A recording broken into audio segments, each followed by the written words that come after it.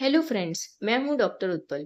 बच्चों के अंदर खून की कमी क्यों होती है, उसको सॉल्व करने के लिए हमें क्या करना चाहिए और आयरन इतना ज़रूरी क्यों है? अगर हीमोग्लोबिन कम हो तो क्या सिम्टम्स हो सकते हैं? ये सब चीज़ें हम इस वीडियो में डिस्कस करेंगे। जब बच्चा माँ के पेट में होता है, तब माँ के ब्लड से ही उसको आयरन मिलता है और उसी से उसका हीमोग्लोबिन बनता है। और 6 मंथ्स तक बच्चे के लीवर के अंदर इनफ आयरन स्टोरेज होता है और ब्रेस्ट मिल्क के साथ भी उसको आयरन मिलता रहता है। पर जब बच्चा 6 महीने के ऊपर होता है तो धीरे-धीरे करके उसकी आयरन की स्टोरेज लीवर में से कम हो जाती है। इसी दौरान बच्चे का कॉम्प्लीमेंट्री फूड भी स्टार्ट होता है, तो फूड का ट्रांजिशन भी चलता है। तो 6 मंथ से लेके 1 ईयर की एज तक बच्चों में हीमोग्लोबिन लो होना बहुत ही कॉमन बात है, क्योंकि इस वक्त आयरन की डेफिशिएंसी हो जाती है। आयरन हीमोग्लोबिन बनाने के लिए सबसे इम्पोर्टेंट फैक्टर है। अगर आयरन का लेवल कम है तो हीमोग्लोबिन कम हो जाएगा, और अगर हीमोग्लोबिन कम है तो उससे बच्चा बहुत ज़्यादा चिड़चिड़ा होगा, उसकी एक्टिविटी डल हो जाएगी, उसका ग्रोथ सही से नहीं होगा, इम्यूनिटी कम हो जाएगी, बच्चा बहुत ही पेल लगेगा।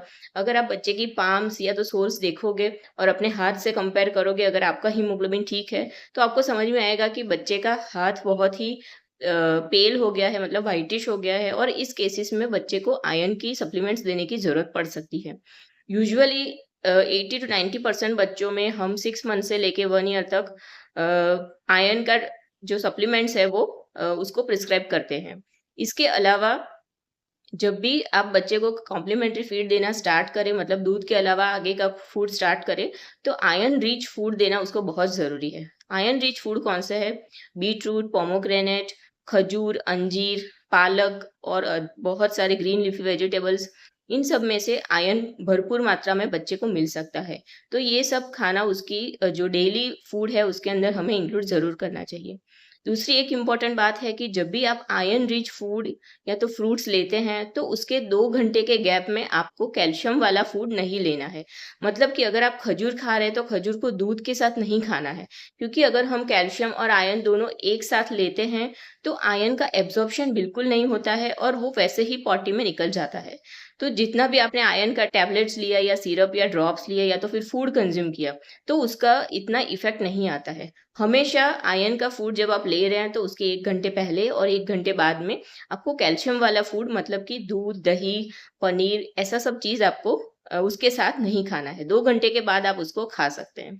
और आयरन रिच फूड में अगर आप विटामिन सी ऐड करेंगे तो आयरन का एब्ज़ॉर्प्शन बहुत ज़्यादा बढ़ जाएगा। जैसे कि आप अ बीटरूट है, उसके ऊपर नींबू का रस डाल के खाएँगे तो उसका एब्ज़ॉर्प्शन बढ़ जाएगा और आपका आयरन बहुत जल्दी से बढ़ेगा और हीमोग्लोबिन भी उसकी वजह से जल्दी से बढ़ जाएगा।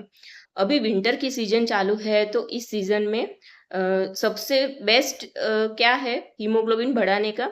बीटरूट और आंवला का जूस।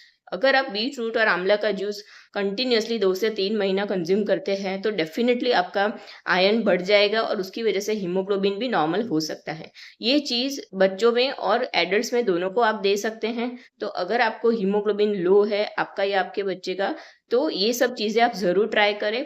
और आयरन की ड्रॉप्स या तो फिर सिरप चालू करने से पहले अपने पीडियाट्रिशियन को ज़रूर कंसल्ट करें, क्योंकि हर बच्चे के लिए आयरन का जो डोज़ है वो अलग-अलग रहता है, ड्रॉप्स में अलग है, सिरप में भी अलग है। दूसरी एक चीज़, अगर आप बच्चे को आयरन ड्रॉप्स या तो सिरप दे रहे हैं तो इस ऐसे केसेस में पेट दर्द होना, कोलिक पेन होना, पॉटी का कलर ब्राउनिश से ब्लैक जैसा होना, ये कॉमन प्रॉब्लम है। कॉन्स्टिपेशन भी हो सकता है। अगर ये प्रॉब्लम बहुत ज़्यादा हो रही है, बच्चा नहीं ले पा रहा है, तो आपको अपने डॉक्टर को दिखाना है और वो ड्रॉप्स हम बदल के दे सकते हैं या तो फिर उसका डोज़ कम कर सकते हैं। Thank you.